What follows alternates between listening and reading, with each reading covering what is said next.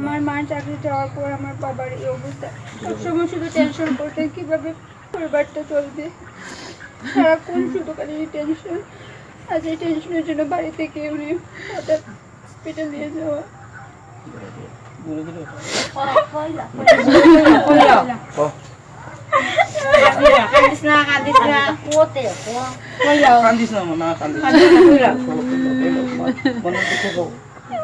একদিনের মধ্যে বাজার থেকে ধর্মনগর এখান থেকে নিগড়ি নিয়ে আসার কথা হয়েছে, নিগড়ি নিয়ে যাওয়া হয়েছে। টাকা পয়সার কোনো কিছু অভাব রাখা হয়েছে না চিকিৎসা লাগে, কিন্তু তারপরে বাঁচানো গেছে না। 2 দিন পরে বাবা মৃত্যু হয়ে গেছে।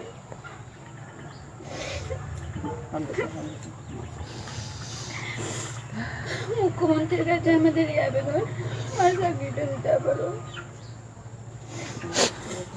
আমরা যাতে পড়াশোনাটা ঠিক করে করতে পারি। ঠিক আছে।